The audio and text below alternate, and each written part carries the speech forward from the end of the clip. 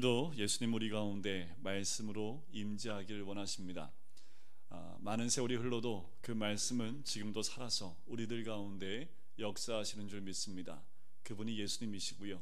그 예수님을 만날 때에 우리의 삶은 변화되어지고 우리의 삶이 힘들고 고단하고 아프고 또 괴롭고 한 모든 환경 가운데 매이지 않고 말씀 안에서 진리 안에서 진정한 자유를 누리게 될 줄 믿습니다. 오늘 빌립과 나다나엘이 예수님을 만납니다.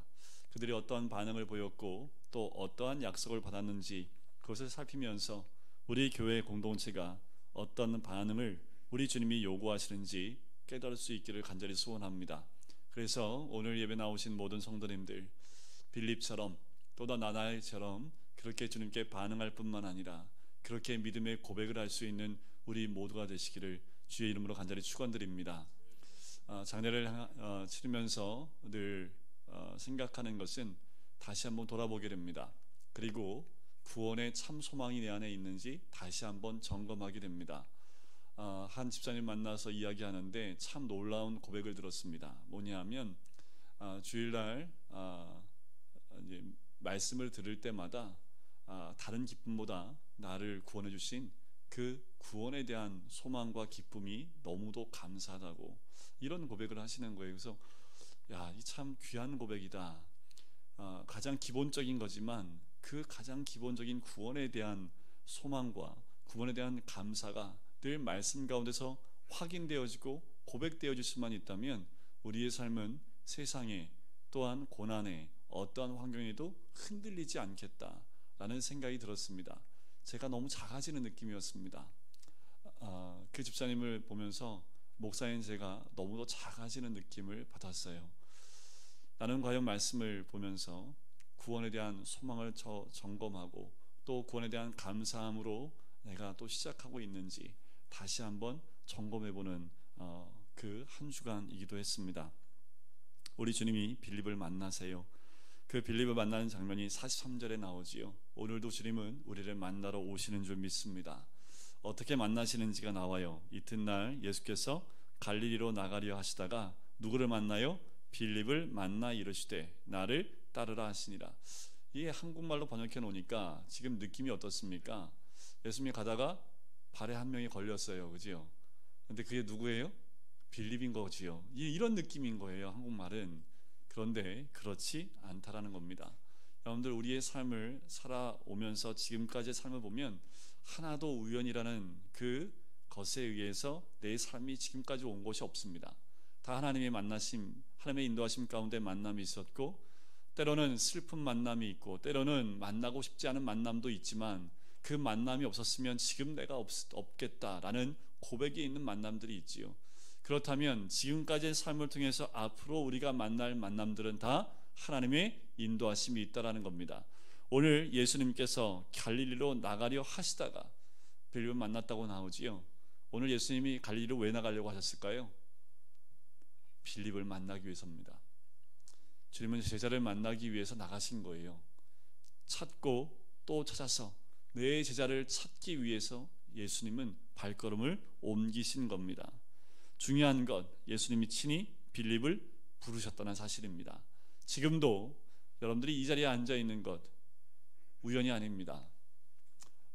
저번 주에 대신방을 하면서 조복린 권사님 댁에 갔을 때 그 남편 되시는 성도님이 함께 참여하는 그 모습이 우연이 아니었던 거지요. 제가 교회 부임하고 조복린 권사님 댁을 지금 매년 갔으니까 지금 3번째입니다. 얼굴 한 번도 뵌 적이 없어요. 아마 주일날 조복님 권사님 모시고 여기 한 번인가 나왔던 거 기억을 합니다. 그리고 인사를 한번 했던 거 기억이 나요. 그런데 그 기억이 없어요. 신방을 갔더니 그때 가서 처음 뵌 것 같아요. 느낌이. 갔더니 말씀을 너무 잘하시는 거예요. 뭐 정치를 꿰고 계시더라고요. 경제를 꿰고 계시고, 왜냐하면 도배를 하셨던 분이고 원로 목사님 동탄에 이사하셨을 때 동탄까지 가서 도배를 해주셨던 분입니다. 그런데 일이 없다고 하면서 이게 하소연 정도 하시면서 정부에 대한 얘기도 하시고 여러 가지 이야기를 하셨어요. 그러면서 딸기 한 박 사왔으니까 이거 다 먹고 가야 된다고, 이거 안 먹고 가면은 먹을 사람 없다고. 그래서 계속 먹고만 딸기로 배 채우고 결국 남은 거 싸가지고 그래서 나왔습니다. 그리고 난 다음에 일주일 후인데 그리고 우리 이호승 목사님 소천하시고 거기 장례에도 오셨다고 얘기를 하더라고요. 그래서 인사도 하시고 가고 그 다음 날 이제 심장마비로 새벽에 소천을 하신 거지요. 아침에 돼서야 발견을 했고 이미 그 숨이 멎은 상태에서 발견하게 됐다고 이야기를 하셨습니다. 말씀을 준비하면서 그분이 신방이 그렇게 그 자리를 지키고 있는 것도 하나님의 의미가 있고 또 그것이 아마도 그분이 생각하기에는 나가고 싶지만 그날은 왠지 아마 앉아있고 싶은 마음이 있으셨겠지요. 그것이 세상에서 보면 우연이라 할 수 있지만 하나님이 인도하셨던 그 만남이라고 저는 그렇게 믿습니다. 신방을 했고 또 예배도 잘 드렸고 예배 끝나고 나서 또 이제 정식을 하시긴 했지만 말씀을 참 맛깔스럽게 잘하시는 그 얘기를 들으면서 그냥 제가 추임새만 몇 번 하고 하루 종일 앉아 있으면 하루 종일 얘기하실 것 같더라고요. 그렇게 말을 참 잘 하셨습니다. 그분이 거기 앉아 있었던 것 그것도 하나님의 인도하심인 줄 믿습니다. 그래서 다시 한번 생각을 했어요. 신방은 무조건 가야겠구나. 주님의 부르심은 순서가 없기 때문에 저희가 생각하기엔 조봉림 권사님이 더 약하시고 또 한번 쓰러졌던 경험이 있으시기 때문에 또 남편 되시는 성도님은 보기에도 건장해 보이셨고 또 일도 계속 하고 계셨기 때문에 전혀 생각지 않았다라는 거지요. 그래서 다시 한번 다짐하는 거는 여러분들이 힘들어 하더라도 신방은 해야겠다. 그리고 신방에 갔을 때 특별히 여러분 평상시에 나오지 않고 신방 받지 않은 사람들을 다 불러 모으셔야 됩니다. 아무도 모르는 거지요. 하나님께서 그렇게 신방에 참석 안 하던 사람을 불러 모으시는 것도 하나님의 뜻이 있습니다. 꼭 이분처럼 이렇게 되지 않습니다. 여러 가지 이유가 있기 때문에 꼭 들어야 될 말씀이 있기 때문에 하나님께서 나오기도 하시는 거지요. 이 예수님이 빌립을 부르시는 거지요. 그리고 그 빌립을 부르셨던 그 부르심, 안드레와 그 제자를 부르셨던 것과 똑같이 초청을 하십니다. 와서 보라고 초청을 하셨지요. 우리 빌립도 아마 그렇게 초청을 하시는 겁니다. 하나님이 만나게 하신 사람, 그 마음을 감동시킨 사람을 우리 하나님이 붙이시는 겁니다. 요한복음 6장 44절에 보면 나를 보내신 아버지께서 이끌지 아니하시면 아무도 내게 올 수 없으니 라는 말씀이 있습니다. 우리가 만나는 사람, 하나님이 만나도록 인도하지 않으면 우리도 만날 사람이 아무도 없습니다. 우리가 오늘 하루 만나는 것도 다 그 만남이 하나님이 만나게 하신, 하나님께서 이끌어 주신 그 만남이라는 겁니다. 소리할 만남이 하나도 없습니다. 오늘 우리가 만난 그 만남이 마지막 만남일 수도 있기 때문에 그 모든 만남에 최선을 다해야 되는 것이 또 하나님의 뜻이기도 합니다. 그래서 또 마음의 회개가 돼요. 그때 더 복음 그리고 구원에 대한 메시지를 더 준비할 걸이라는 마음의 후회와 또 회개가 되었습니다. 그래서 우리가 늘 누구를 대하든 항상 그 만남 가운데 하나님의 인도하심이 있다는 것을 믿는다면 최선을 다해야 되겠지요. 예수님의 제자는 하나님이 예수님께 주신 선물인 셈입니다. 교회도 마찬가지예요. 여러분들 옆에 앉아있는 분이 바로 하나님의 선물입니다. 우리가 우연히 이곳에서 만났을까요? 제가 우연히 금강교회에 왔을까요? 여러분들 이곳에 앉아있는 분이 우연히 여기 와 앉아있는 분 한 분도 없습니다. 이 모든 것은 하나님의 은혜요, 하나님의 선물이지요. 지금 내 옆에 있는 그분 때문에 내가 이 자리에 있을 수 있는 겁니다. 우리의 만남은 교회 안에서의 만남을 통해서 하나님의 역사가 이루어지게 되는 거지요. 우리는 주의 몸을 그래서 세워나가야 됩니다. 우리는 우리와 함께 신앙생활하는 여기 있는 한 분 한 분을 마음을 다하여 섬기고 교회의 몸으로 세워나가는 일에 중심을 다해야 되지요. 내 생각, 감정 다 내려놓으셔야지요. 그리고 세워나가야 됩니다. 하나님 왜 하필 빌립을 부르셨을까? 이 성경에 이유가 안 나와요. 단지 44절에 보면 빌립의 출신이 언급됩니다. 빌립은 안드레와 베드로와 한 동네 베세다 사람이라. 공관복음에 보면 안드레와 베드로는 가버나움 사람으로 등장을 합니다. 하지만 본래 태어난 곳은 벳세다라는 곳이지요. 왜 굳이 세 사람의 출생지를 언급했는지는 잘 모르겠습니다. 다만 분명한 것은 이거예요. 뭐냐 하면 예수님도 어디 출신이에요? 나사렛이란 동네의 출신입니다. 그 고향은 너무나 비천한 곳이고 어느 누구도 중심을 두고 보지 않는 곳, 관심을 갖지 않는 그런 곳, 주목을 받을 만한 것이 하나도 없는 그런 곳, 제자들의 고향과 그 직업을 봐도 어느 누구도 눈여겨볼 것이 하나도 없는 그 사람들, 그들의 출생지도 마찬가지였다라는 거지요. 하나님의 주권적인 부르심이 더 중요하다라는 것을 우리에게 말씀해 주고 있는 거예요. 특별한 것이 없습니다. 특별한 장소에 태어난 것도 아닙니다. 이들의 직업도 너무나 평이하고 오히려 더 낮은 직업을 갖고 있는 사람들입니다. 하나님의 부르심은 하나님의 주권 가운데서 전혀 상관없이 우리를 불러주신다라는 거지요. 여기에 예수님이 빌립을 부르신 후에 일에 대해서 기록되어 있지는 않습니다. 당연히 이를 만나서 어떻게 했다라는 그 내용이 나와 있어야 되는데 아마도 이 안드레와 다른 제자와 만나서 얘기했던 그 내용을 이야기하지 않았을까요? 39절에 보면 예수께서 이르시되 와서 보라. 그러므로 그들이 가서 계신 데를 보고 그날 함께 어떻게 했다고요? 거하니 때가 10시쯤 되었더라. 아마도 빌립도 예수님과 함께 거하지 않았겠습니까? 요한복음엔 가장 중요한 메시지 거하심에라는 단어입니다. 요한복음 1장 14절 가운데에도 말씀이 육신이 되어 우리 가운데 거하심에라는 단어가 나오지요. 바로 성전으로 우리 가운데 거하시는, 그리고 그분과 함께 거하는 것은 그분의 성전으로 다시 세워진다라는 그 의미가 있는 겁니다. 빌립도 함께 거했지요. 여러분들 누구하고 거하셔야 됩니까? 어떤 분하고 거하고 계십니까? 우리 예수님과 거하는 것은 그분과 아주 친밀한 교제를 나누는 것을 뜻한다고 볼 수 있습니다. 빌립의 반응이 바로 나와요. 자, 그의 빌립의 반응을 보면 벅찬 심정을 누르지 못하는 그의 모습이 나와요. 절에를 보면 44절에는 간단하게 나와 있지만, 그리고 출신만 나와 있지만 45절에 보면 빌립의 태도의 모습을 보면 굉장히 격정적인 그 가슴, 벅찬 심정을 억누르지 못하고 나다나엘을 찾아가는 모습이 보입니다. 자, 찾아가서 뭐라고 얘기합니까? 모세가 율법에 기록하였고 여러 선지자가 기록한 그 일을 우리가 만났으니 요셉의 아들 나사렛 예수시니라. 그런데 우리는 나사렛 예수 하면 예수 그리스도라고 생각하지만 이 말이 앞뒤가 잘 안 맞아요. 왜 안 맞는지 아십니까? 모세가 율법에 기록하였던 그 선지자, 여러 선지자가 기록한 그의, 그것은 곧 메시아를 의미합니다. 대단한 분이지요.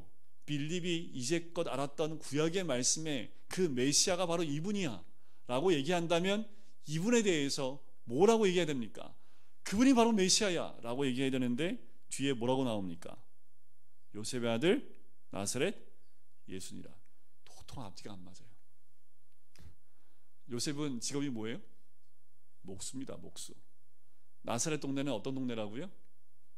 갈릴리 지방 사람들도 무시하는 동네가 나사렛. 이 예루살렘에 있는 사람들이 갈릴리 지역을 무시하는데 무시받는 갈릴리 사람들이 또 무시하는 지역이 나사렛입니다. 근데 빌립이 이렇게 얘기를 하는 거예요. 이게 앞뒤가 안 맞지 않습니까? 좀 메시아로 조금 이렇게 얘기를 하려면 좀 이렇게 예수님에 대한 부정적인 거 좀 빼고, 그지요? 좀 빼고 내가 만나봤는데 이분 메시아 맞아, 이렇게만 전해도 진짜야? 나다나리 할 텐데 왜 하필이면 요셉의 아들 나사렛 예수시니라 라고 얘기했을까라는 거지요. 주님의 뜻 가운데 있습니다. 그는 믿음의 눈으로 예수를 보게 된 거지요. 우리 눈에 보기에는 선한 것 하나도 없고 또 좋은 모습이 하나도 없고 출생도 그렇고 이들이 알고 있는 나사렛 지방의 출신이라면 여기서 메시아가 나올 수 없는 곳, 그런 곳임에도 불구하고 빌립이 이분이 그분이야 라고 말할 수 있었다는 것은 믿음의 눈을 들어서 그분을 보았기 때문에 예수님이 그리스도임을 선포할 수 있었던 겁니다. 세상의 기준으로 봤을 때 예수님이 어디서 태어나야지 메시아다울까요? 어디서 태어나야지 메시아다웠겠습니까? 만약에 로마의 황제의 아들로 태어났다면, 어땠을까요? 답지 않겠습니까? 그래, 로마 황제 아들 정도 되면 메시아로 세워도 누가 거부 못하겠죠, 그죠? 만약에 그게 아니라면 예루살렘에서 태어난 예루살렘의 대제사장의 아들이나 아주 유명한 사람의 아들로 태어났다면 어땠을까요? 근데 우리 주님은 그렇게 태어나지 않으셨다라는 거지요. 선한 것이 아무것도 없는, 누가 봐도 연약한 가지와 같은 모습으로 이 땅에 오셨습니다. 그분이 메시아이심을 알 수 있는 방법은 딱 한 가지예요. 믿음 아니면 보이지 않습니다. 우리는 별반 다른가요? 눈에 보이는 세속적인 기준으로는 영적인 가치를 판단할 수 없습니다. 우리의 삶을 보고 믿음의 삶이 무엇인지를 사람들이 세속적인 관점과 판단을 가지고 본다면 우리를 통해서 예수 그리스도를 발견할 수 없겠지요. 세상이 상상할 수 없는 방식으로 세상의 가치를 바꿔야 합니다. 여러분들, 우리 예수 믿는 사람이 세상을 바꾸는 방법은요, 세상적인 방법으로 바꾸는 것이 아닙니다. 세상이 상상할 수 없는 그런 방법으로 세상을 바꿔 나가는 거지요. 이 시대를 바꾸는 것은요, 우리가 바보가 됐을 때 가능합니다. 세상의 셈에 밝아야지 이 세상을 바꿀 수 있는 거 아닙니다. 그런 사람들은 다 국회에 가 있지요. 정치를 하고 있습니다. 셈이 참 빠르지요. 셈이 참 빠른 사람들이 이 세상을 바꾸고 있습니까? 아니요. 이 세상을 바꾸려면요, 예수님처럼 좀 바보가 되어야 됩니다. 출생도 그렇고 모든 것이 조금 어눌해야 되지요. 오히려 세상의 가치관이 아닌 이 십자가의 가치관을 가지고 가야지만 이 세상을 변화시킬 수 있습니다. 내 주위를 바꿀 수 있는 방법은 뭡니까? 여러분들, 내 능력으로 바꿀 수 있어요? 내 힘으로요? 나에게 주신 능력으로요? 어떤 것으로 바꿀 수 있습니까? 딱 한 가지입니다. 죽으면 바꿀 수 있습니다. 내 모든 것을 내려놓으면, 바보처럼 내가 누릴 수 있는 모든 것 내려놓을 때 세상을 바꿀 수 있는 거지요. 또 한 가지는 내가 가지고 있는 그리스도의 상을 버리지 않으면 그리스도를 만날 수 없는 겁니다. 이 빌립은 예수 만나고 난 다음에 이 메시아에 대한 상이 완전히 바뀌어버린 거지요. 그것이 이 빌립이 예수 그리스도를 만남을 통해서 나타난 모습이기도 합니다. 빌립이 얼마나 큰 확신을 가졌던지 나다나엘을 찾아가서 예수님이 메시아라고 전하는 거지요. 이 나다나엘은 12제자 가운데 바돌로메로 나오지요. 예수님을 만났거나 예수님의 복음을 제대로 들었다고 해서 우리가 모두 요셉의 아들 나사렛 예수를 메시아로 고백하는 것은 아닙니다. 요한복음 6장 41절과 42절에 보면 세번역 성경에 이렇게 나와요. 유대인들은 예수께서 내가 하늘에서 내려온 빵이다 하고 말씀하셨으므로 그분을 두고 수근거리면서 말하였습니다. 이 사람은 요셉의 아들 예수가 아닌가? 그의 부모를 우리가 알지 않은가? 그런데 이 사람이 어떻게 하늘에서 내려왔다고 말하는가? 유대인들도 예수를 만났습니다. 그 말씀을 들었어요. 빌립보다 한 가지 더 했습니다. 뭡니까? 오병이어 사건을 보았어요. 그럼에도 불구하고 믿지 못합니다. 왜요? 그들 자신들이 갖고 있는 메시아의 상이 있기 때문에 믿지 못하는 거지요. 우리 주관적으로 만들지 마십시오. 교회는 이런 곳이어야 돼 라고 우리가 상을 갖지 마세요. 교회는 어떤 곳이어야 됩니까? 말씀에 근거한 것이 되어야 됩니다. 말씀에 근거하지 않고 우리가 살아왔던 삶의 경험으로 어떠한 상을 만들어 놓으면 어떤 교회도 그것을 만족할 만한 교회는 없습니다. 교회는 말씀 위에 세워진 교회여야 된다라는 거지요. 빌립에게 메시아 예수님을 소개받은 나다나엘이 어떻게 반응할 수밖에 없을까요? 앞뒤가 안 맞는 그 말을 보고 46절에 이렇게 얘기합니다. 나사렛에서 무슨 선한 것이 날 수 있느냐? 라는 얘기를 하지요. 당연한 반응입니다. 왜요?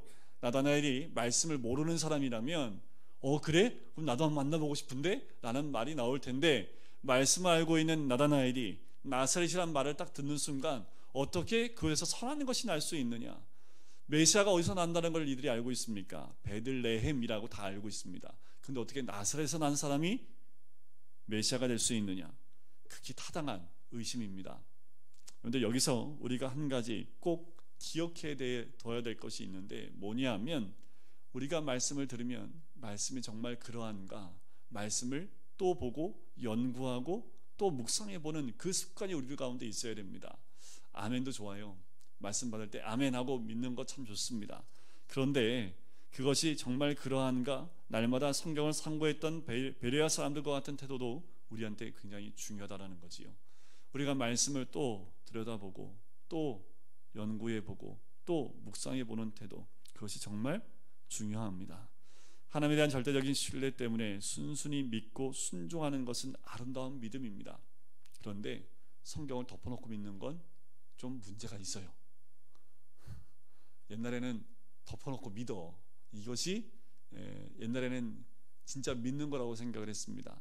하지만 성경은 덮어놓고 믿는 것이 아니라 펴놓고 연구하고 묵상하며 믿는 것이 성경이지요. 그런데 마르틴 루터가 종교개혁할 당시에 이 의심이 나왔던 거예요. 뭐냐면 성경을 읽고 나니까 이 시대의 교회가 성경과 너무 다르다는 것을 발견합니다. 그는 무서웠어요. 왜요? 하나님 말씀하시는 교회가 이런 교회가 아닌 것을 발견하고 무서웠던 겁니다. 성경을 읽고 있는 내가 미친 것인가, 아니면 이 세상이 미친 것인가. 하지만 아무리 눈을 비벼도 현실은 그대로였습니다. 여러분, 말씀을 보셔야 됩니다. 말씀을 읽으시고 그 말씀 안에서 우리를 향한, 또 교회를 향한, 공동체를 향한 하나님의 음성을 들으셔야 돼요. 그래야지 내가 바뀌고 공동체가 바뀌고 교회가 바뀝니다. 이 루터가 종교개혁을 할 수 있었다는 것은 말씀을 제대로 보니까 그 시대의 교회가 무엇이 잘못됐는지를 정확히 보았다라는 거지요. 그가 재판석 보름스 국회에 소환을 받아서 거기서 서서 이런 얘기를 합니다. 다들 그곳에 가면 죽는다고 얘기를 했습니다. 그럼에도 불구하고 가서 이렇게 주장을 해요. 성서의 증언이나 명백한 이유를 가지고 따르게 하지 못한다면 나는 계속 내가 든 성경 구절을 따르겠습니다. 나의 양심은 신의 말에 사로잡혀 있습니다. 나는 교황도 공의회도 믿지 않기 때문입니다. 교황이나 공의회는 자주 잘못을 저질렀고 서로 모순된 것이 명백하기 때문입니다. 나는 내 주장을 철회할 수 없고 그럴 생각도 없습니다. 양심에 반하는 일을 하는 것은 확실하기는 해도 득책은 아니기 때문입니다. 신이시여 저를 도와주소서. 아멘. 나 여기에 섭니다. 나에게는 달리 어떻게 할 도리가 없습니다. 마틴 루터가 했던 그 회의에서 했던 선포이기도 합니다. 정말 성경에 근거한 하나님 말씀인가를 우리가 질문해 봐야 됩니다. 그래서 빌립이 메시아를 더 소개를 못해요. 나다나엘보다 좀 약간 지식이 딸리는 것 같아요. 뭔가 좀 설명을 해야 되는데 설명할 도리가 없는 거지요. 근데 뭘 알아요? 지식은 좀 없는데 확신은 있는 거지요. 이게 더 중요한 거 아세요? 지식은 좀 없어도 얼굴에 확신이 있으면요, 사람이 달라 보입니다. 머리에 지식은 많은데 확신이 없으면요, 사람이 믿음이 안 가요.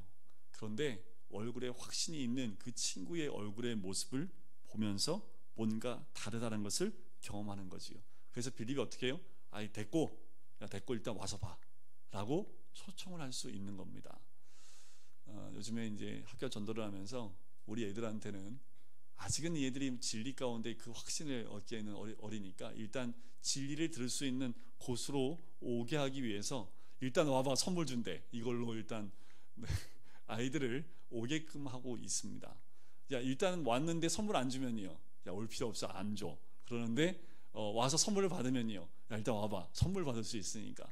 그래서 데리고 오는 거지요. 데려온 사람도 받고 같이 온 친구도 받고, 한번 그것이 신뢰가 형성이 되면 계속 데리고 오겠지요.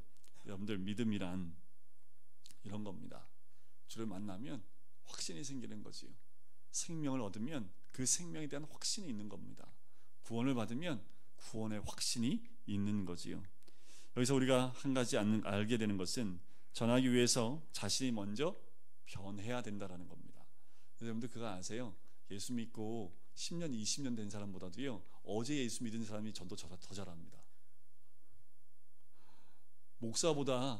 목사보다도요, 교회 온 지 일주일도 안 되신 분이 더 전도 잘하세요. 왜 그런지 아시죠? 목사는 설명하려고 하는데 이분은 설명이 필요 없어요. 일단 와봐. 일단 입 다물고 일단 와봐 하면서 무조건 데리고 오거든요. 이건 뭐예요?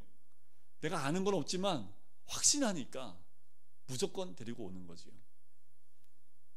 확신입니다. 변화된 모습이지요. 그가 그렇게 하는 것은 뭔가 있겠구나라는 생각을 갖게 된다는 겁니다. 둘째는 우리는 다만 그들을 예수님께로 이끄는 역할을 할 뿐이라는 그 사실을 이 빌립은 알고 있다라는 거지요. 그를 변화시켜서 데려오는 것이 아니라요, 단지 뭐 하는 거예요? 예수님 만날 수 있도록 안내하는 역할 정도만 자기의 해야 될 역할이라는 것을 알고 있었다라는 겁니다. 자, 나다나엘에 대한 예수님의 평가가 나와요. 자, 빌립의 권면을 받고요, 나다나엘이 옵니다. 47절을 보실까요? 한번 같이 읽어보겠습니다. 시작. 예수께서 나다나엘에게 자기에게 오는 것을 보시고 그를 가리켜 이르시되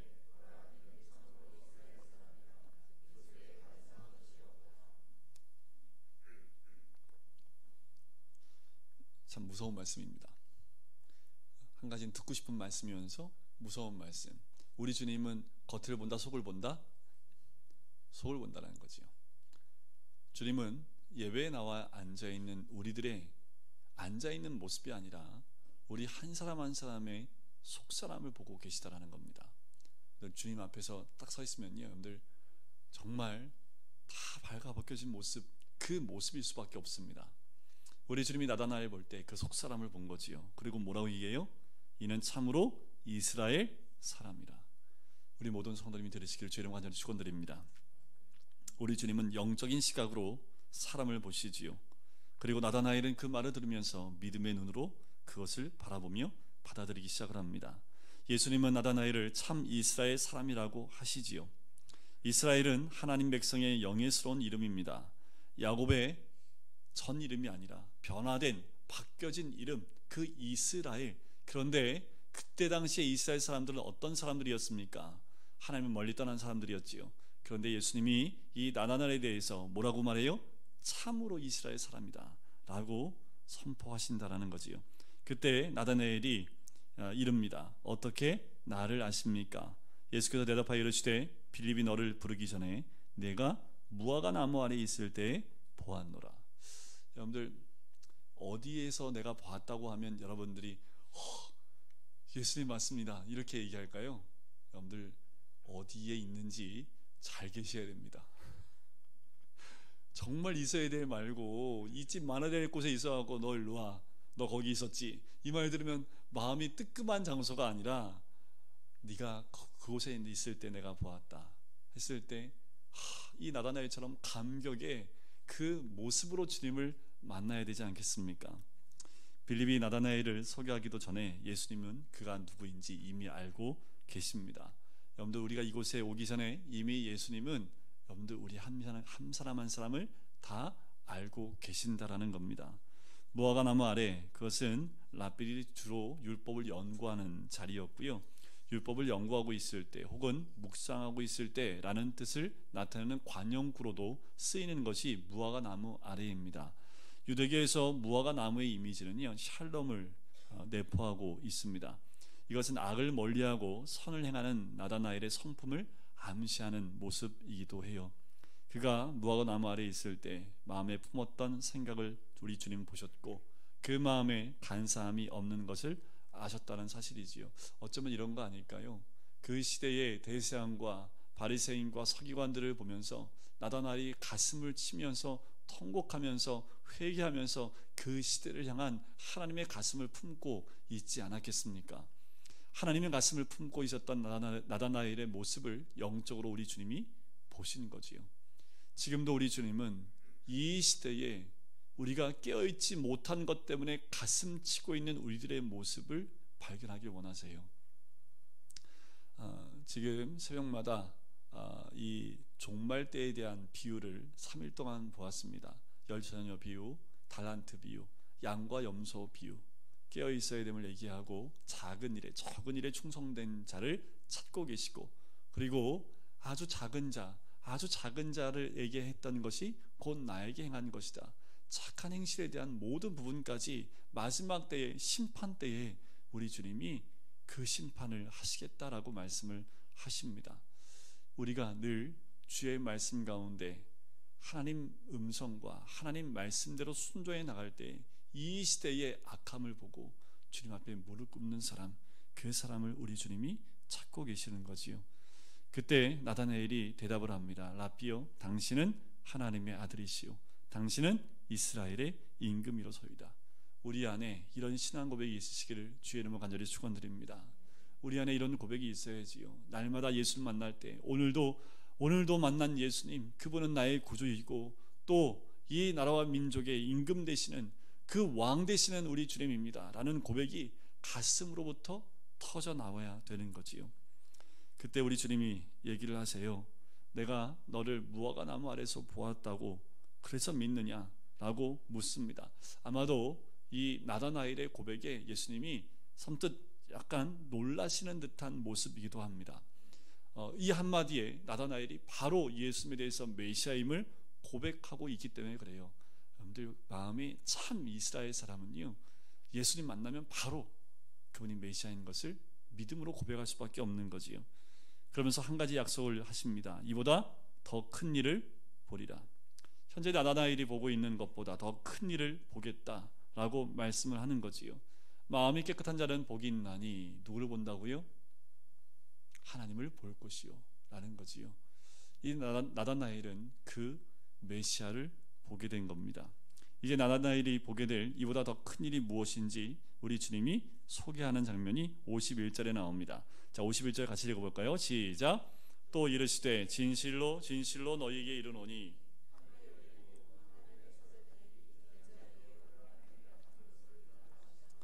자, 이 모습은 요셉이 창세기 28장 가운데 이 돌베개 베고 잠을 자다가 이 꿈 또는 환상 가운데 이 사닥다리가 놓여 있는 것을 보고 천사가 오르락내리락 하는 것을 보게 되지요.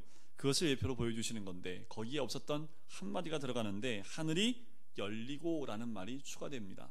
하늘이 열렸다는 표현이 언제 나왔습니까? 예수님이 세례받고 올라오실새 하늘이 열리고라는 말이 나오지요. 하늘이 열린다는 그 현상은 바로 하늘의 계시가 이 땅에 전해진다는 것을 의미합니다. 나다나엘은 하나님의 사자들이 인자에게 하나님의 계시를 전달하는 모습을 보게 될 것입니다. 즉 인자이신 예수님이 하늘과 땅, 하나님과 인간을 연결하는 사닥다리 역할을 하실 것이라는 그 뜻입니다. 인자가 하나님의 계시의 장소가 되실 것이며 하나님의 새로운 집이 되실 것이다. 그것을 내가 볼 것이다 라고 더 큰 일을 보리라 라고 말씀하는 거지요. 오늘 말씀을 보시면 나다나엘에게 반복되어 말씀하시는 것이 있습니다. 보았다라는 겁니다. 보리라, 보다, 이 말이 계속 반복해서 등장을 합니다. 내가 보았다고 믿느냐? 네가 보리라. 매 절마다 본다라는 말이 반복되어 나오는 것을 우리는 찾아볼 수 있습니다. 보셔야지요. 말씀을 보셔야 됩니다. 믿음의 눈을 보셔야 되고 또한 믿음의 말씀을 통해서 우리에게 보여주실 그 믿음으로 봐야 될 그것을 보리라 라는 말씀처럼 말씀으로 보는 눈이 열리셔야 되겠지요. 우리는 날마다 말씀을 가까이 하면 정말 이 말씀이 그러한가, 이 말씀이 나에게 어떤 말씀인지를 늘 묵상하면서 주님 안에서 참다운 그 메시아를 날마다, 그리스도를 날마다 만나며 믿음의 고백을 하시는 우리 모든 성도님 되시기를 주님의 이름으로 간절히 축원드립니다. 우리 같이 찬양 드릴까요?